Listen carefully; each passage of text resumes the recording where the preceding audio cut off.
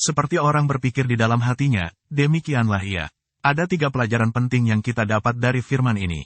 Pertama, setiap orang harus berpikir. Kemampuan dan kebebasan berpikir adalah salah satu ciri khas yang membedakan manusia dari semua makhluk hidup yang lain. Kemampuan manusia berpikir, sesungguhnya jauh melampaui kemampuan dari semua makhluk hidup berikut ini. Itulah sebabnya manusia mampu mengendalikan mereka. Pelajaran kedua, kita memiliki 2 jenis pikiran, yaitu, 1 berpikir dengan kepala, dan kedua berpikir dengan hati. Secara teknis disebut, pikiran sadar, dan pikiran bawah sadar. Perbandingan kekuatan antara pikiran sadar versus pikiran bawah sadar, adalah 1:9. Itu berarti, setiap kali terjadi konflik antara pikiran sadar dengan pikiran bawah sadar, maka yang menang pastilah pikiran bawah sadar. Tugas pikiran sadar adalah menampung informasi, melalui panca indera. Informasi ini kemudian dibandingkan dan dianalisa dengan data yang terdapat di pikiran bawah sadar. Jika data yang masuk sesuai dengan pikiran bawah sadar, maka data diterima.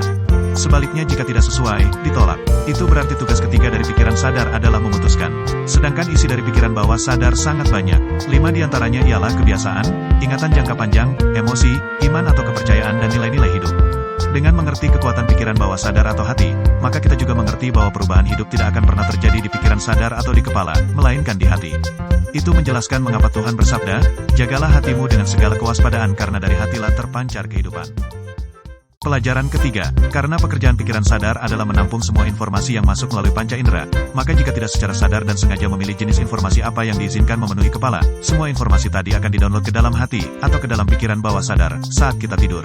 Apapun yang kita izinkan memenuhi kepala secara terus-menerus, saban hari, itulah yang kemudian menjadi kebiasaan. Dan saat kebiasaan sudah terbentuk, maka dia sangat sulit dirubah. Jadi mengapa sulit berubah? Karena kebiasaan terletak di pikiran bawah sadar. Sekarang, bagaimana untuk berubah? Pertama dengan merubah input. Pilahlah jenis informasi yang diizinkan memenuhi kepala sepanjang hari.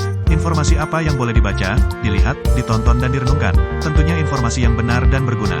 Kedua, merubah fokus. Pikiran kita adalah energi. Maka kemana fokus kita terarah, kesanalah energi mengalir. Dan apapun yang dialiri energi pasti akan tumbuh dan berkembang. Ketiga, merubah lingkungan. Lingkungan yang buruk merusak kebiasaan yang baik. Pilih lingkungan pergaulan. Bahkan lebih baik tidak usah bergaul apabila hanya menjadi korban. Dunia ini akan terus memaksa kita untuk mengikuti maunya. Itu sebabnya lepaskan diri, jangan mau diperbudak. Simak video saya yang berjudul Setiap Orang Adalah Pemimpin. Yang keempat, merubah perkataan. Perkataan adalah doa. Apapun yang biasa kita katakan, suatu saat akan menjadi kenyataan dalam realitas fisik. Kesimpulan, kita bisa berubah. Kita adalah raja atas pikiran, perasaan, ingatan dan hati kita.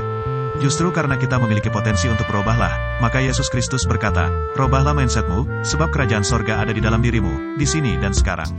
Matius 4 ayat 17.